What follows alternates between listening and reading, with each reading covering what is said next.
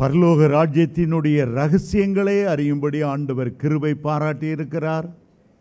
அதற்காக தேவனுக்கு நன்றி செலுத்துகிறேன். இந்த உலகத்தில் நாம் வாழ்கிற காலத்தை நித்தியத்தோடு ஒப்பிட்டு பார்க்கும்போது ஏதோ சில வினாடிகள் போல்தான் இருக்கிறது. நமக்கு முன்னால் ஒரு பெரிய நித்தியம் கடந்து போய்விட்டது. ஏதோ கோடி கோடி வருஷத்துக்கு முன்னால் ஆண்டவர் வானத்தையும் பூமியும் சிருஷ்டித்தார். எத்தனையோ கோடி வருடங்களுக்கு முன்பாக தேவ தூதர்களை சிருஷ்டித்தார். ஆதாம் ஏவாளை சிருஷ்டித்தார். ஆபிரகாம் ஈசாக்கு யாக்கோபை சிருஷ்டித்தார்.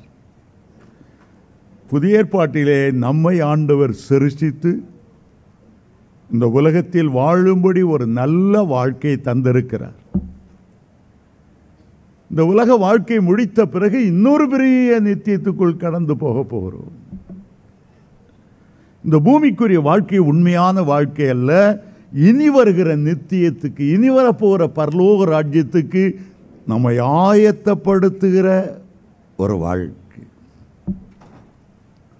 சரி, பரலோக ராஜ்யத்தின் ரகசியங்களுக்கு செல்வதற்கு முன்பாக ஒரு சிறு கதையை சொல்லிவிட்டு நான் செல்ல விரும்புகிறேன். இங்கிலாந்திலிருந்து ஒரு வெள்ளைக்கார பிஷப் சென்னை ஏர்போர்ட்டுக்கு வந்து இறங்கினார். அவரை வரவேற்க வருகிறேன் என்று சொன்ன ஒரு ஐயர்மாரையும் ஒரு பிஷப் மாரையும் காணல. அங்கே ஒருவன் ஒரு ஆட்டோ டிரைவர் நின்றுட்டு இருந்தான். ஐயா ஃபாதர் சோத்ரம். உன்னை எட்டி பார்த்தார். ஓடி போனான். நான் கிறிஸ்துவேன், நான் கிறிஸ்துவேன். அவனுக்கு தெரிஞ்ச அரைகுறை இங்கிலீஷில் பாருங்க பாருங்க சிலுவை பாருங்க, என் பேரு குரூஸ் பெர்னாண்டோ, என் ஆட்டோவுக்கு வாங்கய்யா, நான் உங்களை கொண்டு போய் விட்டுறேன். இவ்வளோ பெரிய தேவ மனுஷன் ஆட்டோவில் உட்கார்றது எனக்கு இவ்வளோ பெரிய சந்தோஷம். பாவம் அந்த பிஷப்புக்கு தெரியாது மெட்ராஸில் உள்ள ஆட்டோ டிரைவரை பற்றி. ஏதோ கிறிஸ்துவன்றானே, ஏதோ சிலுவை போட்டுறேன்றானே. ஆகவே சரியப்பான்னு சொல்லி அவனை ஆட்டோவில் ஏற்றிட்டாரு. இவன் ஆட்டோ டிரைவர் நல்லா ஜோம் பண்ணிட்டு ஆட்டோ டொர்னு எடுத்தானே பார்க்கணும். அங்கே ஓடுறான் இங்கே ஓடுறான். இவருக்கு ஒரே த்ரில் ஆயிட்டு. அந்த ரோலர் கோஸ்டில் அங்கேயும் இங்கேயும் அலைகிற மாதிரி பள்ளத்துக்குள்ளே இறக்குறான், மேட்டில் ஏற்றுறான், இப்படி ஓட்டுறான். இவனுக்கு பயமாயிட்டு இயேசுவே இயேசுவே இயேசுவேன்னு சொல்ல ஆரம்பித்தார் பிஷப்பு. இவனுக்கு இன்னும் சந்தோஷம். ஆகவே இன்னும் ஸ்பீட் எடுத்தான். டொருன்னு எத்தனையோ காரு, இந்த பக்கம் லாரி, அது இது அங்கங்க வளைஞ்சு போறான். இயேசுவே இயேசுவே இயேசுவே இயேசுவேன்னு ஒரு கத்துறார். பிஷப்பையா பயப்படாத, செத்தா பரலோகம். எனக்குல மரணமே பயமே கிடையாது. ஏன் தெரியுமா? ஏலிம் சர்ச்சுக்கு போறேன் நான்.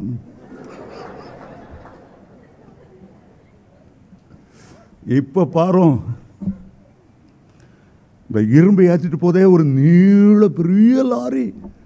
இந்த பக்கமாக லாரிக்குள்ள போய் நான் இந்த பக்கம் வரதா இல்லையா பாரு. இங்கிலாந்தில் கூட அப்படி பார்த்துருக்க மாட்டீர். உண்மையாவே லாரிக்குள்ள போயிட்டான். அடுத்த நேரம் 2 பேரும் பரலோக வாசல்கிட்ட நின்னாங்க. இந்த ஆட்டோ டிரைவர் பரலோக வாசலில் போன உடனே பேதுரு ரொம்ப சந்தோஷமாக வரவேற்கிறார்.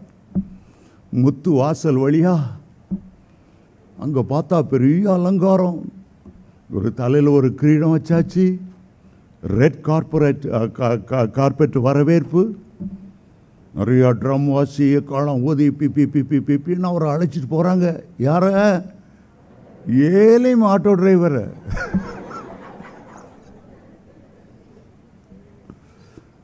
பிஷப்பை யாரும் கூப்பிடுவார் இல்லை, தேடுவார் இல்லை. இவர் பரதாமா நின்றுட்டு இருக்கிறார். மேளதாளம் என்ன, பூமாலை என்ன, பொன்னாடைகள் என்ன, அவர் அப்படி மகாராஜா மாதிரி போறாரு. இவர் வாசல்கிட்டயே வெளியே நின்றுட்டு இருக்காரு. 2 மணி நேரம் ஆச்சு. ஒரு சுடு குஞ்சு இந்த பிஷப்பை பார்க்க வரல. முதல்ல யோசிச்சார் பிஷப்பு, ஒரு ஆட்டோ டிரைவருக்கே இந்த வரப்பே இருந்தால் நான் பிஷப்பு இவ்வளோ தியாலஜி படிச்சிருக்கேன், இத்தனை பெரிய பெரிய கத்தீட்ரலில் நான் ரெவரண்டாக பிஷப்பாக பணியாற்றியிருக்கேன், எனக்கு என்ன எவ்வளோ பெரிய வரவேற்பு. 4 மணி நேரம் கழித்து சாதாரணமாக அவரை பார்க்க வந்தாங்க.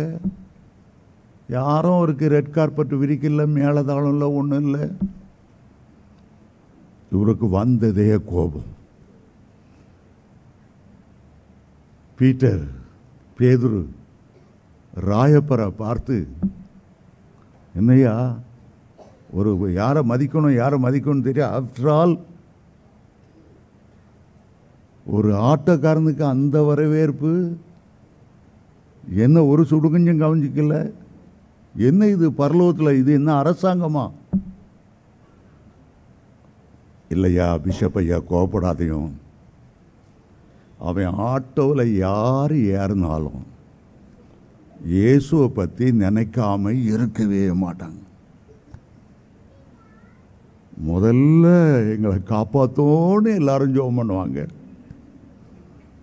எங்கே போய் மோதுவானோ ஆண்டவரை ரட்சியும் சொல்லுவாங்க. கடவுள் நம்பிக்கை இல்லாதவனுக்கு கூட இந்த ஆட்டோவில் ஏறினா கடவுள் நம்பிக்கை வந்துடும்.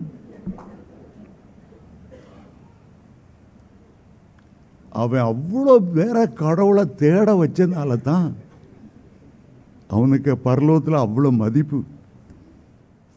அதனால தான் அவனுக்கு அவ்வளோ பரலோகத்தில் வரவேற்பு. ஒரு சாதாரண கதை. மரணத்துக்கு பிறகு ஒரு வாழ்க்கை உண்டு. அந்த வாழ்க்கையை தெரிந்து கொள்வதற்கு அந்த மரணத்துக்கு பிறகு உள்ள வாழ்க்கைக்கு ஒரு நம்பிக்கைக்குள்ளவர்களாய் மாற்றுவது தான் இந்த பூலோக வாழ்க்கை.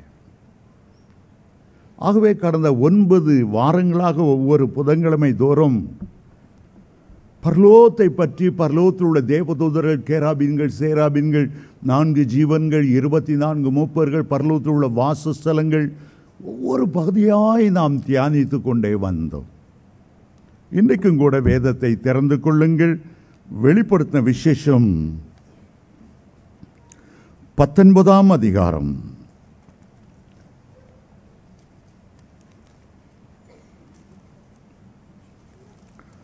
பன்னிரண்டாம் 13ஆம்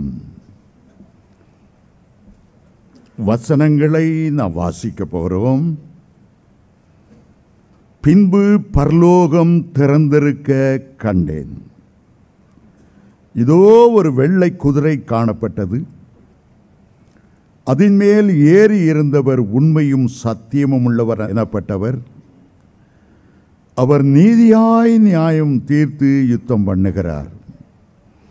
அவருடைய கண்கள் அக்கினி ஜுவாலையைப் போல் இருந்தன. அவருடைய சிரசின் மேல் அநேக கிரீடங்கள் இருந்தன. அவருக்கே அன்றி வேறு ஒருவருக்கும் தெரியாத ஒரு நாமமும் எழுதியிருந்தது. இரத்தத்தில் தோய்க்கப்பட்ட வஸ்திரத்தை தரித்திருந்தார். அவருடைய நாமம் தேவனுடைய வார்த்தை என்பதே. பரலோகத்தை கண்டு திரும்பி வந்து நம்மிடத்தில் சொல்லுகிறவர்கள் ஒருவரும் இல்லை. ஒரே தரம் மரிப்பதும் பின்பு நியாய தீர்ப்படைவதும் மனுஷருக்கு நியமிக்கப்பட்டிருக்கிறது. இயேசு கிறிஸ்துவுக்கு 12 சீஷர்கள் இருந்த போதிலும் அவர்களிலே ஒரே ஒரு சிஷ்யன், அவரில் அன்பு கூர்ந்தவர், அவருடைய மார்பிலே சார்ந்திருந்தவர், யோவான் எழுதின சுவிசேஷத்தை எழுதினவர், 3 நிருபங்களை எழுதினவர். அவர் பத்மு என்கிற தீவிலே சிறை வைக்கப்பட்ட போது கர்த்தர் அவரை ஆவிக்குள்ளாக்கி பரலோகத்தை கொண்டு காண்பித்தார். வெளிப்படுத்தின விசேஷம் முழுவதிலும் அப்போஸ்தலனாகிய யோவான் ஆவிக்குள்ளாகி பரலோகத்தில் கண்ட 5 தரிசனங்களை குறித்து இந்த பகுதியில் எழுதப்பட்டிருக்கிறது. நாம் வாசித்த இந்த வேத பகுதி அவர் கண்ட 5வது பரலோக தரிசனம். அந்த தரிசனத்தின் மூலமாகத்தான் அதிகமாக பரலோகத்தில் உள்ளவைகளை குறித்து நாம் அறிந்து கொள்ள முடிகிறது. அவர் இந்த பகுதியிலே பரலோகத்தை ஊடுருவி பார்க்கிறார், இயேசு கிறிஸ்துவை பார்க்கிறார். யோவான் 4ஆம் அதிகாரத்தில் அவருடைய பரலோக தரிசனத்தின் ஆரம்பம், முதலாவது பரலோகத்தில் வைத்திருக்கிற சிங்காசனத்தை பார்த்தார், இயேசு கிறிஸ்துவை பார்த்தார். பக்கத்தில் வலதுபுறத்தில் அவருடைய பிதாவாகிய தேவனை பார்த்தார், வலதுபுறத்தில் இயேசுவை பார்த்தார். 24 மூப்பர்கள் சிங்காசனத்துக்கு மேலே ஒரு வானவில் இருக்கிறதை, சிங்காசனத்தில் வீற்றிருந்தவர் வஜ்ரக்கல்லுக்கும் பதுமராத்துக்கும் ஒப்பாயிருந்தார், அதெல்லாம் சொல்லி கொண்டு வந்தவர். இப்போது இயேசு கிறிஸ்துவை தனிப்பட்ட முறையிலே கண்டு இந்த வார்த்தைகளை அவர் எழுதுகிறார். இயேசு கிறிஸ்து இரத்தத்திலே தோய்க்கப்பட்ட வஸ்திரத்தை உடுத்தி இருந்தாராம். ஒரு வெள்ளை குதிரை மேல் அவர் பவனி வந்து கொண்டிருந்தார் பரிசுத்தவான்களோட. இன்றைக்கு அதன் முழுவதையும் நான் விளக்காமல் ஒரே ஒரு பகுதியை மட்டும் இன்றைக்கு சுட்டி காண்பிக்க விரும்புகிறேன். அவருடைய கண்கள் அக்கினி ஜுவாலையை போல இருந்தது. அவருடைய சிரசின் மேல் அநேக கிரீடங்கள் இருந்தன. வெளிப்படுத்தின விசேஷத்தில் மாத்திரம் அவருடைய கண்கள் அக்கினி ஜுவாலையை போல இருந்தது என்று 3 இடங்களிலே நாம் வாசிக்கிறோம். தம்முடைய ஊழியக்காரரை அக்கினி ஜுவாலையாய் மாற்றும்படி அவருடைய கண்கள் அக்கினி ஜுவாலையை போல இருந்தது. உங்களையும் கூட பாவம் நெருங்காமல், சோதனை மேற்கொள்ளாமல் ஒரு அக்கினி ஜுவாலையாய் மாற்ற அவர் வைராக்கியம் கொண்டிருக்கிறார். அதை சொல்லிவிட்டு அடுத்த வார்த்தையில் அவர் சொல்லுகிறார், இயேசு கிறிஸ்துவின் மேல் அநேக கிரீடங்கள் வைக்கப்பட்டிருந்தன. அதுதான் இன்றைக்கு என்னுடைய செய்தியினுடைய தலைப்பு. இயேசு கிறிஸ்துவை நீங்கள் பாருங்கள், பரலோகத்திலே ஒரு கிரீடம், இன்னொரு கிரீடம், இன்னொரு கிரீடம், அப்படி யாரும் நிறைய கிரீடங்களை வைத்துக்கொண்டு எந்த ராஜாவும் போவதில்லை. ஏகப்பட்ட கிரீடங்களை தலையில் வைத்து பேலன்ஸ் பண்ணி நடப்பதும் கஷ்டமானது. ஆனால் இந்த வேத வசனம் சொல்லுகிறது, அவருடைய சிரசின் மேல் அநேக கிரீடங்கள் இருந்தது. பூமியிலே அவர் ராஜாவாய் இருக்கவில்லை, அடிமையாகவே வந்தார். அவருக்கு இந்த பூமியில் இருந்தபோது ஒரே ஒரு கிரீடம் சூடப்பட்டது. உலகத்திலிருந்து அவருக்கு ஃபேர்வெல் பார்ட்டி வைக்கும்போது 33 வருடங்கள் பூமியில் வாழ்ந்தார். குஷ்டரோகிகளை குணமாக்கினார், மரித்தவர்களை உயிரோடு எழுப்பினார். அவருக்கு சூடப்பட்ட ஒரே கிரீடம் முள்முடி கிரீடம். ஒருவருக்கும் இல்லாத அநியாயமான வேதனையான சிலுவை மரணத்தையே அவருக்கு ஃபேர்வெல் பார்ட்டியாக, பரிசாக அவ்வளவு நன்மை செய்த ஆண்டவருக்கு ஒரு முள்முடி கிரீடத்தை சூட்டினார். அதைத்தான் அப்போஸ்தலனாகிய யோவான் பூமியிலே பார்த்தது. அவருடைய பக்கத்தில் 2 கள்ளர்களை சிலுவையில் அறைந்தார்கள். அவர்களுக்கு முள்முடி சூட்டப்படவில்லை. சரித்திரத்தில் லட்சமான குற்றவாளிகளை ரோம அரசாங்கம் சிலுவையில் அறைந்து கொண்டிருக்கிறது. ஒரு குற்றவாளிக்காவது தலையிலே முள்முடி சூட்டப்பட்டதே இல்லை. ஒரே ஒருவர், உலக வரலாற்றிலே ஒரே ஒருவர் முள்ளினால் செய்த ஒரு அவமான கிரீடத்தை ராஜாவே வாழ்க என்று பரியாசம் செய்யப்படுகிற ஒரு கிரீடத்தை இயேசு கிறிஸ்துக்கு மட்டுமே சூடினார்கள். அவர் ராஜாதி ராஜாவுடைய குமாரன் தான். பொதுவாக ஒரு ராஜா தன்னுடைய இளவரசனுக்கு பட்டம் சூட்டி ராஜ்யத்தை ஒப்புக் கொடுக்கும் போது அவனுக்கு தங்கத்தினால், வைரத்தினால், முத்துக்களினால் ஒரு கிரீடத்தை சூட்டி தகப்பன் மனமகிழ்வான். ஆனால் அவன் யுத்தம் செய்து பல ராஜாக்களை ஜெயிக்கும் போது எந்த ராஜாக்களை அவன் ஜெயித்து வருகிறானோ அந்த ராஜாக்கள் தலையில் இருந்த கிரீடத்தை எடுத்து இந்த இளவரசனுக்கு சூட்டி மகிழ்வார்கள். 10 ராஜாக்களை அவன் ஜெயித்தான் என்றால் அவனுக்கு 10 கிரீடங்கள் கொடுக்கப்படும். தன்னுடைய அரண்மனையிலே அதை அலங்காரமாக ஷோகேஸில் வைப்பான். இன்னென்ன ராஜாக்களை நான் ஜெயித்தேன், அதனால் எனக்கு இத்தனை சூடு. இயேசு கிறிஸ்து ராஜாதி ராஜாவினுடைய ஒரே குமாரன். ஞானஸ்நானம் பெருக்கும்போது அந்த ராஜாதி ராஜா சொன்னார், இவர் என் நேசகுமாரன், இவரில் நான் பிரியமாய் இருக்கிறேன். இயேசு இந்த பூமியில் இருந்தபோது முக்கியமாக 3 ஜெயத்தை பெற்றார்.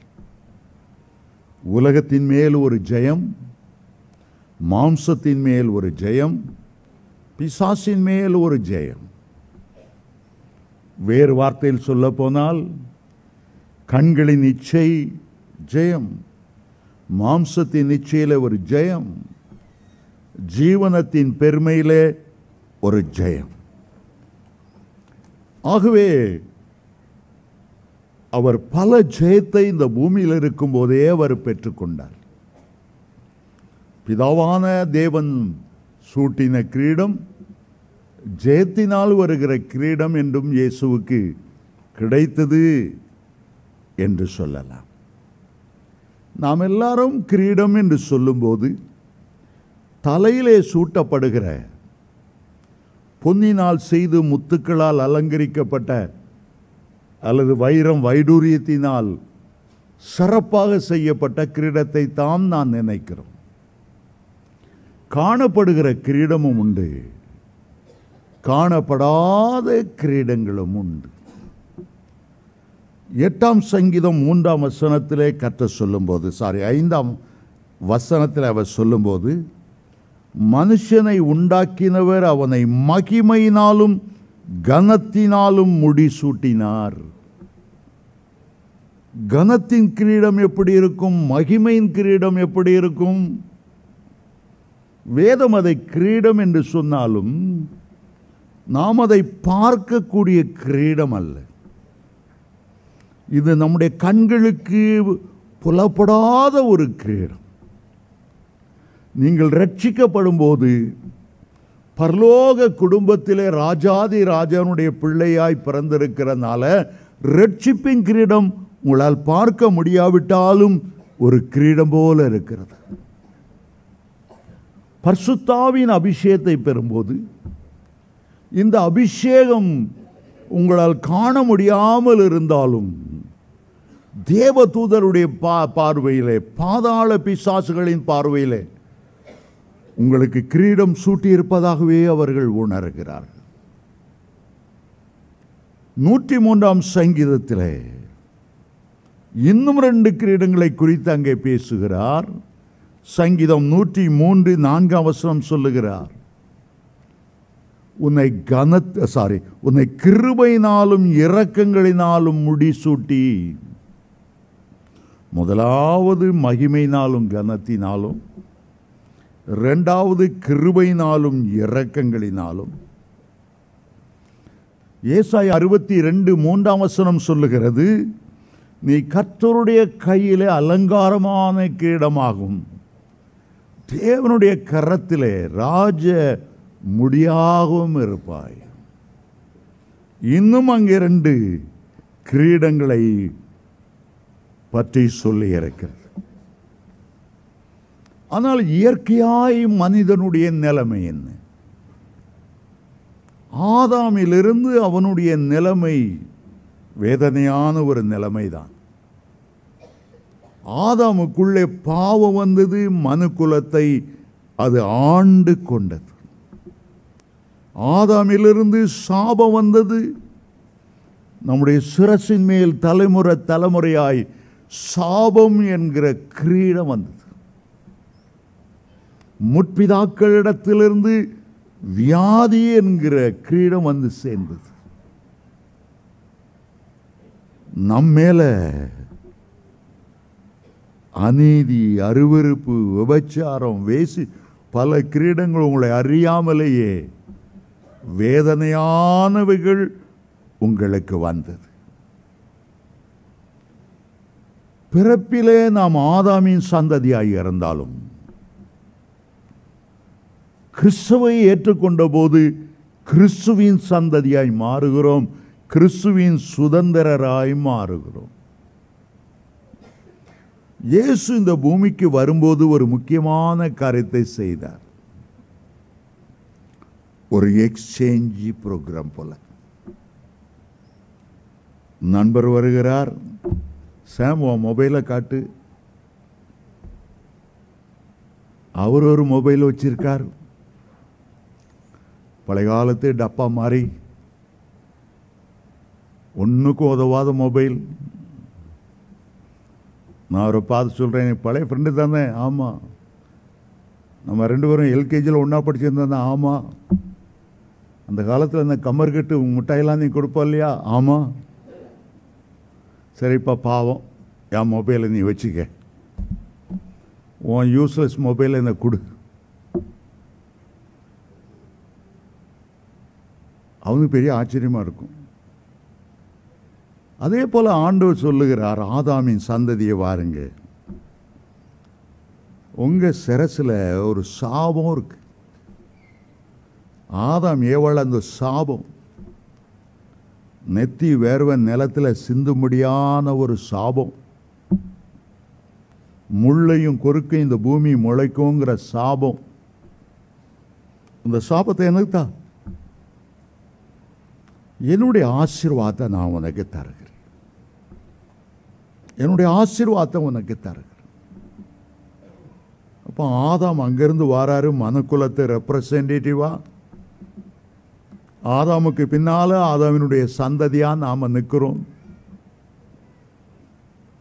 ஆதாமுடைய தலையில் அந்த கிரீடம் சாபம், சாபம், சாபம்.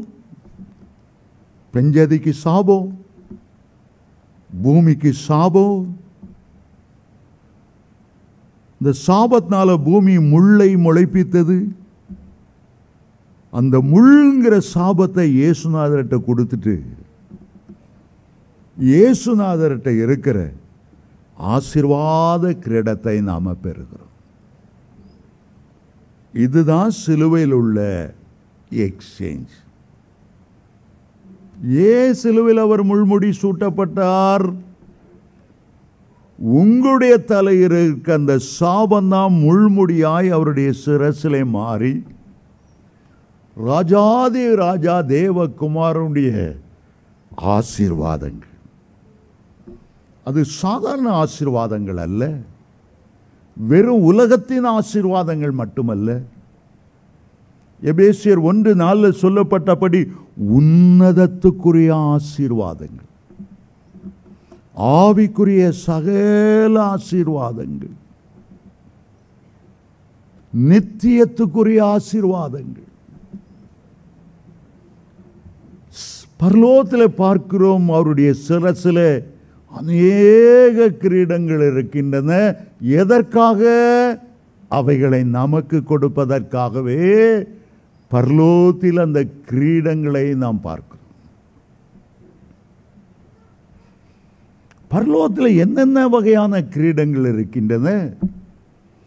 சில கிரீடங்கள் ஜீவ கிரீடங்கள், சில கிரீடங்கள் மகிமையின் கிரீடங்கள், வாடாத கிரீடங்கள். அப்போஸ்தலனாகிய பவுல் சொல்லுகிறார், நல்ல போராட்டத்தை நான் போராடி முடித்தேன், நீதியின் கிரீடம் எனக்காக வைக்கப்பட்டிருக்கிறது. எனக்காக வைக்கப்பட்ட நமக்கு தருவதற்காக தான் பரலோகத்தில் பார்க்கிறோம்.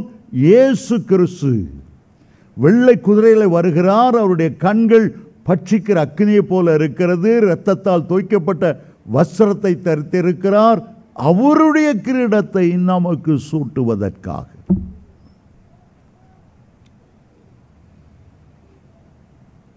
ஏன் அவருக்கு மட்டும் அந்த முள்முடி? கல்லர்களுக்கு இல்லாத, வரலாற்றில் யாருக்கும் இல்லாதபடி ஏன் அவருக்கு அந்த முள்முடி? நம்மை அவர் நன்மையினாலும் கிருபையினாலும் இரக்கங்களினாலும் கனத்தினாலும் மகிமையினாலும் முடிசூட்ட வேண்டும் என்று, நம்மை ராஜாக்களாக ராஜகுமாரர்களாக வைக்க வேண்டும் என்று விரும்பினார். வெளிப்படுத்தல் 1:6 சொல்லுகிறது, நம்மிடத்தில் அவர் அன்பு கூர்ந்து தம்முடைய இரத்தத்தால் நம்மை கழுவி நம்முடைய தேவனுக்கு முன்பாக நம்மை ராஜாக்களும் ஆசாரியர்களுமாய் மாற்றினார்.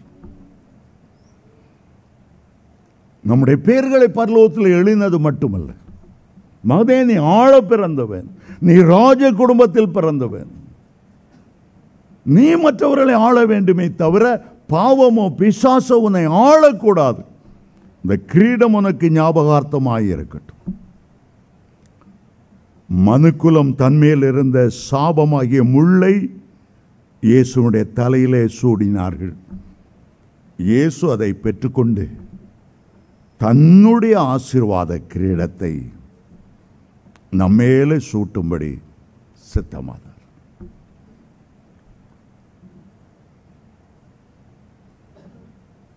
ஜெர்மனியிலே ராஜாக்கள் அரசாண்ட ஒரு நேரம், ஜெர்மனியில் உள்ள ஒரு இளவரசன் இங்கிலாந்தில் உள்ள பக்கிங்ஹாம் பேலஸில் உள்ள ஒரு இளவரசனோடு அன்பாயிருந்தான். ஆகவே ஜெர்மனியிலிருந்து இங்கிலாந்துக்கு அழைத்தான்.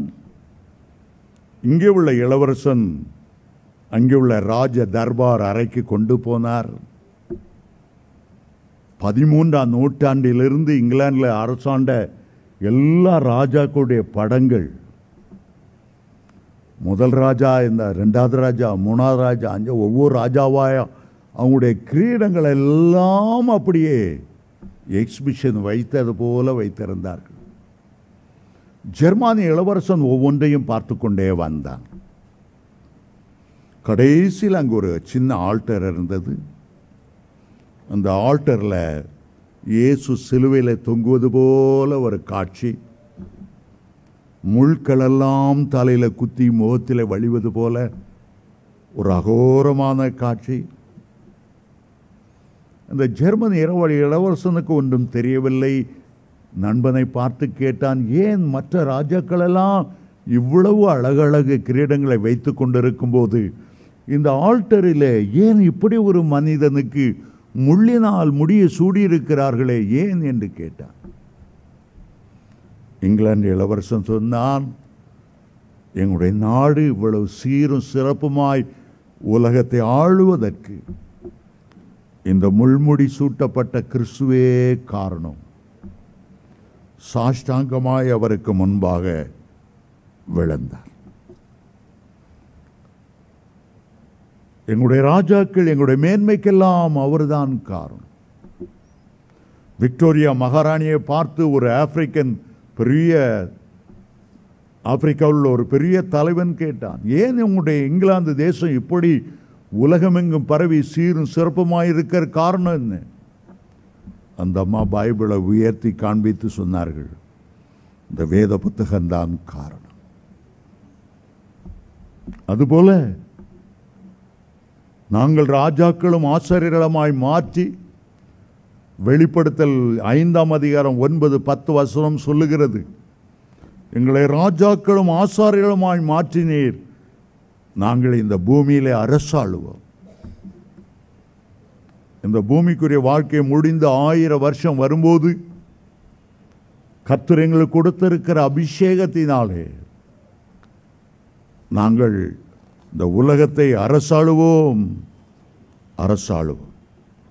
இன்றைக்கும் இயேசு கிறிஸ்துவின் நாமத்திலே சொல்லுகிறேன், உங்க மேல என்ன சாபங்கள் இருந்தாலும் சரி, சில சாபம் தலைமுறையா வரும்.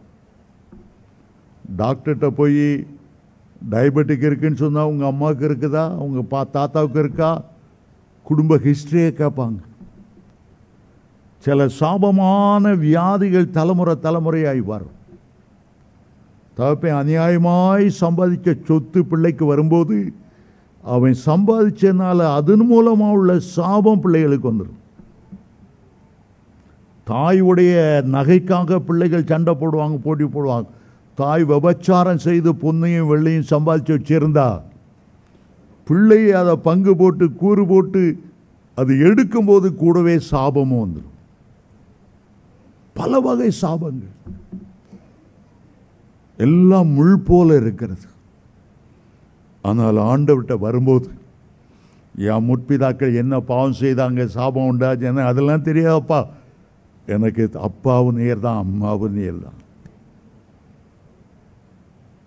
உம்மிடத்தில் நான் வாரேன், 1000 தலைமுறைக்கு நீர் இறக்கம் செய்கிறவர். பழைய அப்பா எனக்கு அந்த அந்த பரம்பரையில் உள்ள சாபமே வேண்டாம், உம்முடைய குடும்பத்தில் உள்ள ஆசீர்வாதத்தை எனக்கு தாரும். ஆசீர்வாத கிரீடத்தை நம்முடைய சிரசிலே வைத்து நம்மை ஆசீர்வதிக்கிறார். முதலாவது சாபத்தின் கிரீடமும் ஆசீர்வாதத்தின் கிரீடமும். இரண்டாவதாக அநீதியின் கிரீடமும் நீதியின் கிரீடமும்.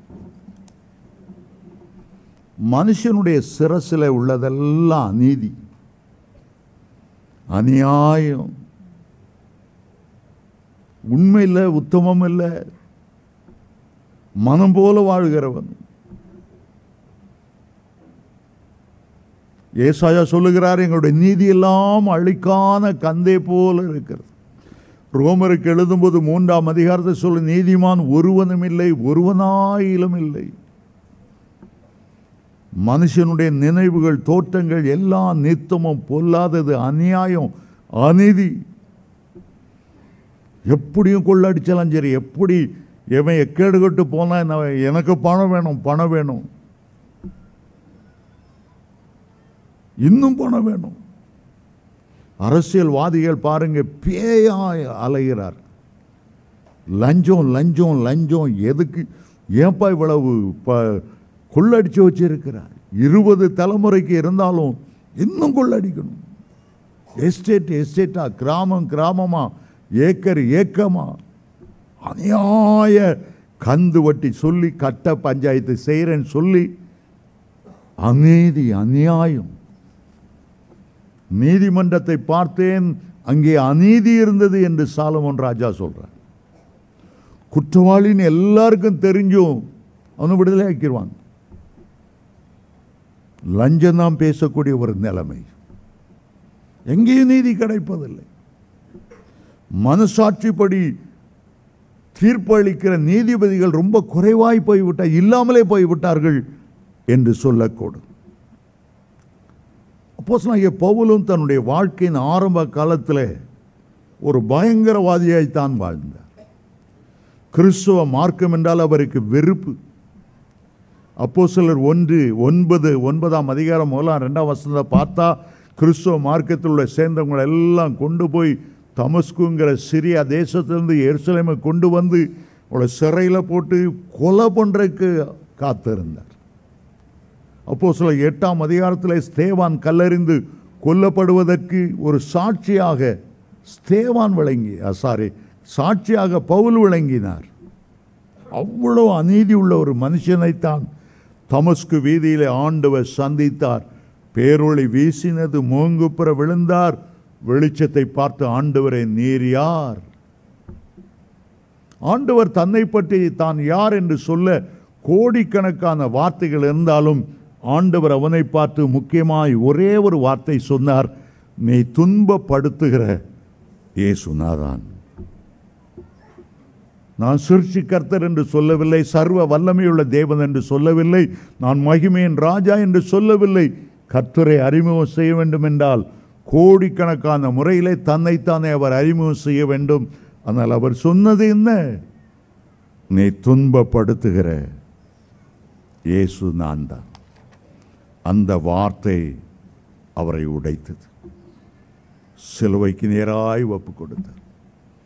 அவர் மேலிருந்த அநியாயம், கொலை பாதகங்கள், அவருக்கு எத்தனையோ தடவை தூக்கில் போடக்கூடிய அவ்வளவு குற்றங்கள் செய்தவர்.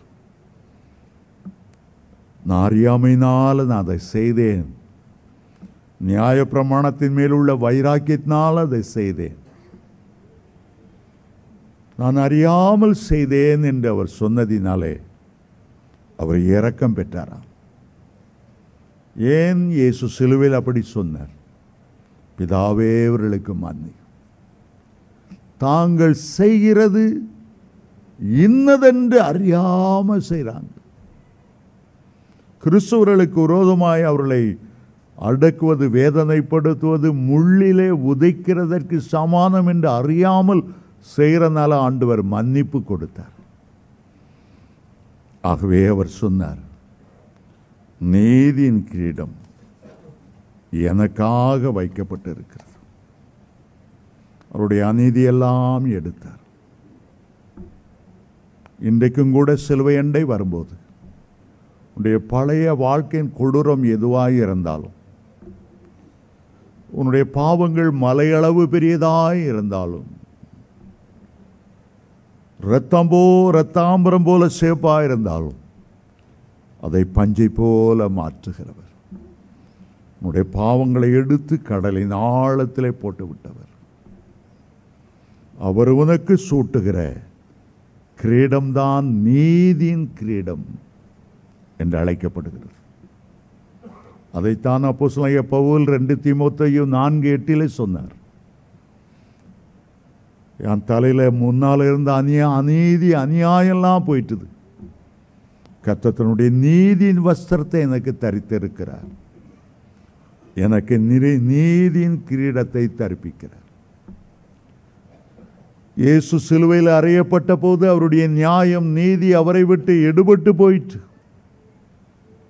நம்முடைய அநியாயத்தை எல்லாம் சுமந்தார், நம்மேல வர வேண்டிய தண்டனை எல்லாம் சுமந்தார், நம்மேல உள்ள ஆக்கினை எல்லாம் சுமந்தார். எதற்காக? நமக்கு ஒரு நீதியின் கிரீடத்தை தரிப்பிப்பதற்காக. சில வருஷத்துக்கு முன்னால வீட்டுக்கு முன்னால இந்த ரயில்வே கோட்டஸில் வெளியில் ஒரு சின்ன பையனை கட்டி வைத்து அடின்னு அடிக்கிறத பார்த்தேன். ஒரு 15 பேர் இருக்கும். விளக்குமாறு எடுத்து அடிக்கிறாங்க, செருப்பு எடுத்து அடிக்கிறாங்க, கையால் முட்டியால் குத்துறாங்க. ஒரு 12 வயது சிறுவன், ஒரு ஈவிரக்கம் இல்லாமல், ஒரு மனிதாபிமானம் இல்லாமல் அவனை உரிச்சிட்டாங்க. நான் மார்க்கெட்டில் காய்கறி வாங்குறதுக்கு போகணும், நின்றுட்டேன், சைக்கிளோடு நின்றுட்டேன். ஐயோ பாவங்கிற ஒரு உணர்வு. அவனை எப்படியாவது காப்பாற்றி ஒரு நல்ல வார்த்தை சொல்லி அனுப்பணுங்கிற ஒரு ஆசை. அப்போ யாரோ சொன்னாங்க அவங்க அண்ணன் ஓடி வர்றாரு. அண்ணன் ஓடி வந்த உடனே அவனை அடித்து கொண்டவங்களாம் நிறுத்திட்டாங்க. அண்ணன் நேரம் அவன் முன்னுக்கு வந்தான். அவனை மேலே ஏற இறங்க பார்த்தான். நான் நினச்சேன் அவனை ஆற்றி தேற்றி வீட்டுக்கு அழைத்து கொண்டு போவான்ட்டு. ஆனால் அவன் என்ன பண்ணான் தெரியுமா? ஏண்டா என் தம்பியாவாடா பிறந்தா, எங்கள் அப்பனுக்கு பிள்ளையாவாடா பிறந்தான்னு கையை முடக்கி, அவனுக்கு ஒரு 17 வயசு இருக்கும், இவனுக்கு ஒரு 12 வயசு, மூக்கில் வாயில் ரத்தம் வருது, அடிக்கிறான். எனக்கு அப்படியே இருதயம் அருந்து விடுறது போல இருந்தது. அவன் அப்படி என்ன எதுக்காக அடிக்கிறான்னு பார்த்தா, அந்த வீட்டுக்கு பின்புறத்தில் அவன் கோட்டுச்சோரில் ஏறி குதித்து ஏதோ பழைய பக்கெட்டு சின்ன மக்கு அவன் திருடுனான். அதுக்கா இந்த அடி? யோசிக்கிறேன், நான் பூமியிலேருந்து நம்மெல்லாம் செய்த பாவத்தை தண்டனை கொடுக்கணும்னு தேவ தூதர்களை வச்சு ஒவ்வொருவன் செய்த பாவத்துக்காக நம்மெல்லாம் அடித்து நொறுக்குனா என்ன அடி விழுமோ எனக்கு தெரியலையே. அந்த ஆண்டவர் அந்த அநீதியெல்லாம் தன் மேலே சுமந்தார். நம்ம மேலே வர வேண்டிய அடியெல்லாம் அவர் மேலே விழுந்தது. இடுக்கண்ணிலும் நியாய தீர்ப்பிலும் இருந்து அவர் எடுக்கப்பட்டார். அவர் அசட்டை பண்ணப்பட்டவரும், மனுஷரால் புறக்கணிக்கப்பட்டவரும், துக்கம் நிறைந்தவரும் பாட அனுபவித்தவருமாய் இருந்தார். நாம் அவரை விட்டு நம்முடைய முகத்தை மறைத்து கொண்டோம். அவர் அசட்டை பண்ணப்பட்டிருந்தார். அவரை எண்ணாமற் போனோம். ஏசாயா 53:5 சொல்லுகிறது, நம்முடைய மீறுதல்கள் நிமித்தம் அவர் காயப்பட்டு, நம்முடைய அக்கிரமங்களின் நிமித்தம் அவர் நொறுக்கப்பட்டார். நமக்கு சமாதானத்தை உண்டு பண்ணும் ஆக்கினை அவர் மேல் வந்தது. அவருக்கு அநேக கிரீடங்கள் அவருடைய சிரசு மேல் இருந்தது. முதலாவது நம்முடைய தலையுள்ள சாபத்தின் கிரீடத்தை எடுத்து அவருடைய ஆசீர்வாதத்தால் நம்ம முடி சூட்டினார். இரண்டாவது நம்முடைய சிரசின் மேல் அநியாயம் அநீதி என்கிற கிரீடம் இருந்தது. அதை எடுத்துவிட்டு நீதியின் கிரீடத்தை நம்முடைய சிரசில் அவர் சூடினார். மூன்றாவதாக நம்முடைய சிரசின் மேல் மரணம், மரணம் என்றால் தேவனை விட்டு பிரிந்து இருளில் போகிறதான் மரணம். ஆண்டவரை என்றென்றுமாய் விட்டு விலகி நரகத்துக்குள், பாதாளத்துக்குள், காரிருளுக்குள் செல்வதுதான் மரணம். மரணம் என்ற வார்த்தைக்கு பிரிவு என்ற அர்த்தம். பாவம் குறுக்கிடும் போது தேவனுடைய ஐக்கியத்தை விட்டு நம்மை பிரித்து நம்மை மரணத்துக்குள்ளாய் தள்ளுகிறது. ரோமர் 3:23 சொல்லுகிறது, பாவத்தின் சம்பளம் மரணம். எசேக்கியேல் 18:20 சொல்லுகிறது, பாவம் செய்கிற ஆத்துமா சாகவே சாகும். ஏசாயா 59:2 சொல்லுகிறது, உங்களுடைய பாவங்களே உங்களுக்கும் தேவனுக்கு இடையே பிரிவினை உண்டாக்குகிறது. உங்களுடைய அக்கிரமங்களே அவர் உங்களுக்கு செவி கொடாதபடிக்கு அவருடைய முகத்தை மறைக்கிறது. அந்த மரணத்தை தான் இயேசுவுக்கு தீர்ப்பாக பிலாத்து கூறினார். அவருக்கு மரண தண்டனை விதிக்கிறேன். சிலுவையில் அறையப்பட்டு அணு அணுவாய் சாகும்படி, சித்திரவதையிலே சாகும்படி, உலகத்திலே உள்ள கொடிய மரணங்களில் ஒன்றான சிலுவை மரணத்தை அவருக்கு நியமித்தார்கள்.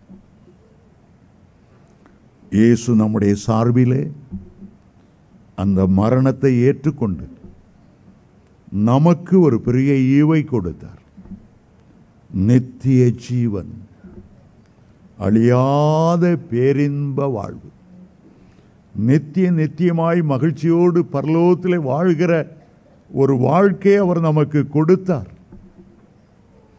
அவர் நமக்கு கொடுத்த ஒரு பெரிய கிரீடம், அதுதான் ஜீவ கிரீடம் என்று அழைக்கப்படுகிறது.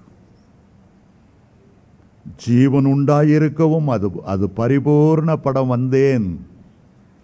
ஆம், அருமையான தேவனுடைய பிள்ளைகளே, யாக்கோபு 1:12 சொல்லுகிறது, அவரிடத்தில் அன்பு கூறுகிறவர்களுக்கு வாக்கு தத்தம் பண்ணப்பட்ட ஜீவ கிரீடத்தை நான் உனக்கு தருவேன்.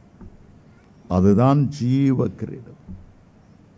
வெளிப்படுத்தல் 2:10 சொல்லுகிறது, நீ மரண பரியந்தம் உண்மையுள்ளவராயிரு, அப்பொழுது நான் உனக்கு ஜீவ கிரீடத்தை தருவேன்.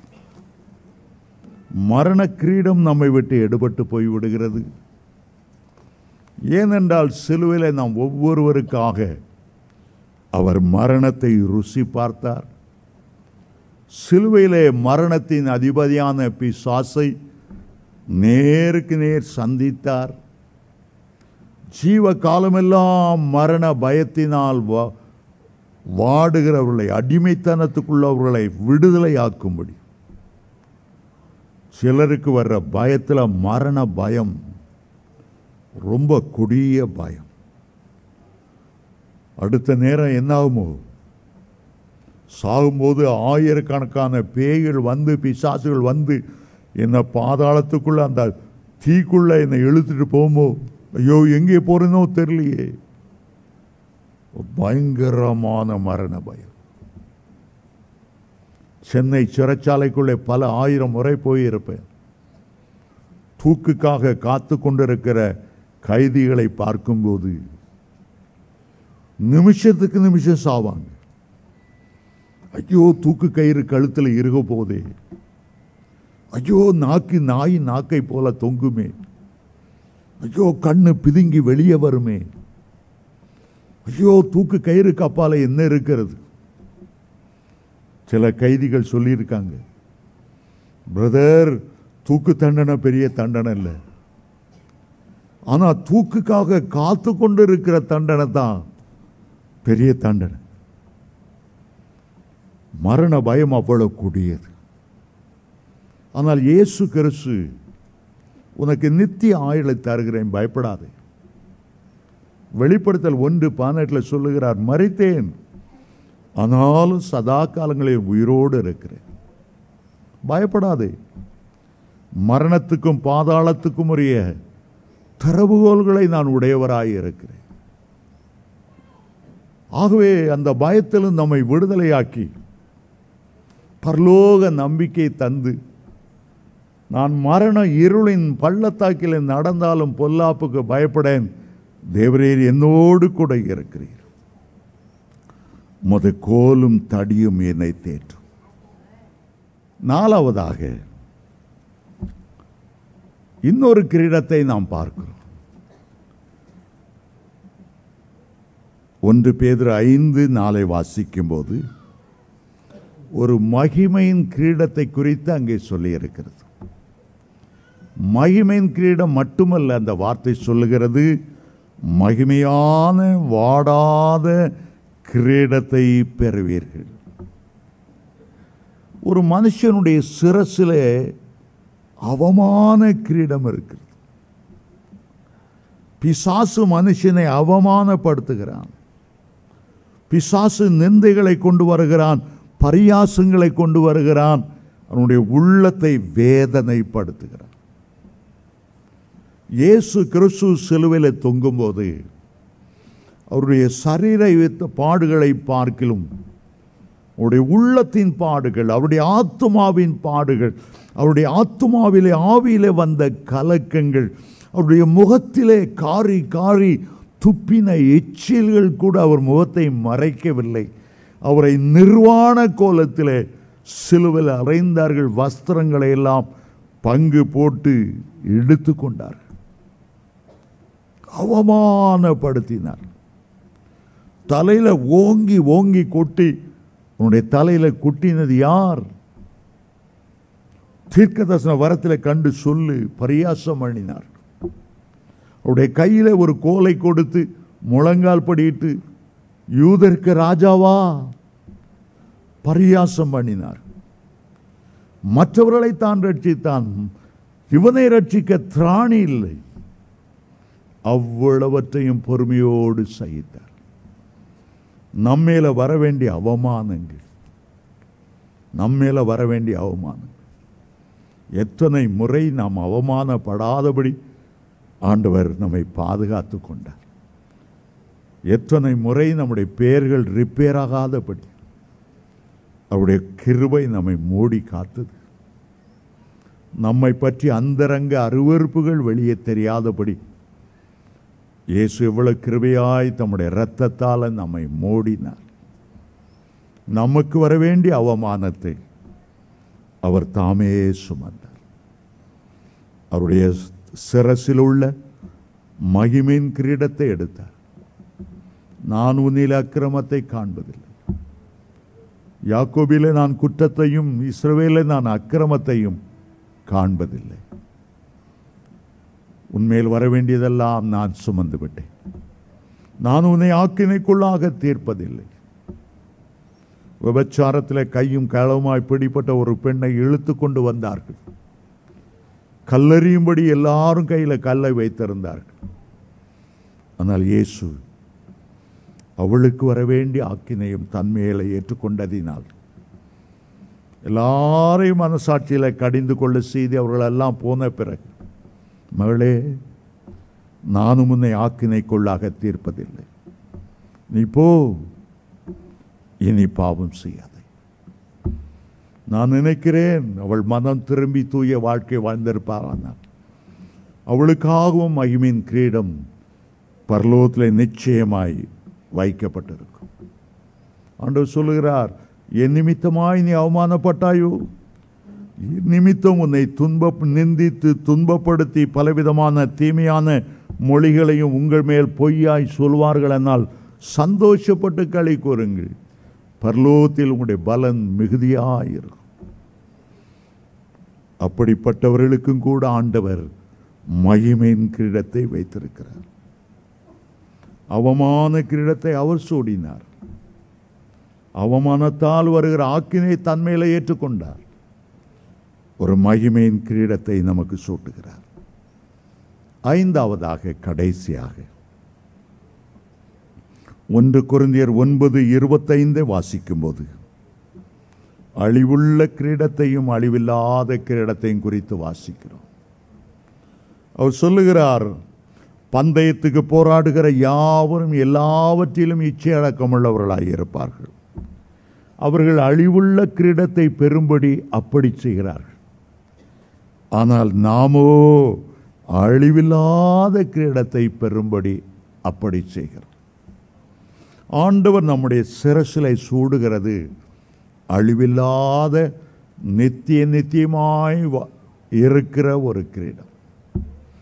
உலகத்தில் உள்ள படிப்பு சிலருக்கு கிரீடமாய் இருக்கலாம், அவருடைய வேலை கிரீடமாய் இருக்கலாம், அவருடைய அந்தஸ்துகள் பெரிய கிரீடமாக இருக்கலாம். ஆனால் இவை யாவும் அழிந்து போகும். உலகத்தில் உள்ள பேரோ புகழோ பணமோ செல்வமோ செல்வாக்கோ ஒன்றும் இந்த உலகத்தை விட்டு நம்மோடு வரப்போறதில்லை. பக்தன் பாடுகிறான், கண் காண்பதெல்லாம் அழியும் அழியும், காணாதது அல்லவா நிச்சயம். இந்த அழிந்து போகிற உலகத்தில் நாம் வாழ்கிறோம். ஆனால் பரலோகத்துக்கு போகும்போது ஆண்டவருக்காக நாம் என்னென்ன உழைத்தோமோ, ஆத்துமாக்களை ஆதாயம் செய்தோமோ, அழிவில்லாத கிரீடத்தை நம்முடைய சிரசிலே சூடுவார். அது எத்தனை ஆச்சரியமானது. மார்த்தாள் மரியாளை பார்த்தார். மரியாளை பற்றி ஆண்டவர் சொன்னார், தன்னை விட்டு எடுபடாத நல்ல பங்கை அவள் தெரிந்து கொண்டாள். கர்த்தருடைய பாதத்தில் அமருவது, அவருடைய வார்த்தைகளை கேட்பது, அவருடைய பொன்முகத்தை பார்ப்பது அத்தனையும் மகிழ்ச்சி. மற்ற எல்லாம் எடுபட்டு போயிடும். ஆனால் எடுபடாத நல்ல பங்கு இயேசு தருகிற ரட்சிப்பு, இயேசு தருகிற பரலோக பாக்கியவான்கள், பரலோக சுதந்திரங்கள், அந்த நித்தியமான வீடுகள். சங்கீதம் 16:6 சொல்லுகிறது, நேர்த்தியான இடத்துல எனக்கு பங்கு கிடைத்தது, சிறப்பான சுதந்திரம் எனக்கு அங்கே உண்டு. அப்போஸ்தலனாகிய பவுல் சொல்லுகிறார் பிலிப்பியர் 3:20, நம்முடைய குடியிருப்போ பரலோகத்தில் இருக்கிறது, அங்கே இருந்து நம்முடைய ஆண்டவர் வருவத ஆவலோடு இருக்கிறார். மீண்டும் சொல்லுகிறேன், பரலோகத்தை பார்த்து அப்போஸ்தலனாகிய பவுல் ஆச்சரியப்பட்டு ஒரு வார்த்தை எழுதுகிறார், அவருடைய சிரசின் மேல் அநேக கிரீடங்கள் இருந்தது. காணப்படுகிற கிரீடங்கள், காணப்படாத கிரீடங்கள், கிருபையினாலும் இரக்கங்களினாலும் நம்மை முடிசூட்டுகிற கிரீடங்கள், கனத்தினாலும் மகிமையினாலும் முடிசூட்டுகிற கிரீடங்கள், அவருடைய கரத்திலே அலங்காரமான கிரீடமாக ராஜ முடியாக விளங்கும்படி உள்ள கிரீடங்கள், நம்முடைய சிரசில் உள்ள சாபத்தை அவர் நீக்கி அவருடைய ஆசீர்வாதத்தை நமக்கு தருகிறார். நம் மேல இருக்கிற மரணம் அதை எடுத்து பிடுங்கி போட்டு அவருடைய ஜீவனை நமக்கு தருகிறார். நம்ம மேல இருக்கிற அவமானத்தை எடுத்து விட்டு தம்முடைய மகிமையின் கிரீடத்தை நமக்கு தருகிறார். அழுகி போற உலக மேன்மைகள் எல்லாம் எடுத்து விட்டு வாடாத நித்தியமான அழிவில்லாத சுதந்திரங்களை நமக்கு தருகிறார். பரலோகத்திலே நாம் ஆண்டவரோடு கூட அமர்ந்திருக்கும் போது கிரீடங்களோடு அமர்ந்திருப்போம். வெற்றியாய் வாழ்ந்தவர்களுக்கு, ஜெயங்கொண்டவர்களுக்கு, ஓட்டத்தை கடைசி வரை வெற்றியோடு ஓடி முடித்தவர்களுக்கு கிரீடத்தை நமக்கு தரித்து அவர் மகிழ்வாராம், அவர் சந்தோஷப்படுவார். எத்தனை அருமையான ஒரு கர்த்தர்! சிலுவையிலே அவர் நமக்காக செய்த பரிமாற்றங்கள் எவ்வளவு மேன்மையானது. நம்ம எல்லாரும் எழுந்து நிற்போம்.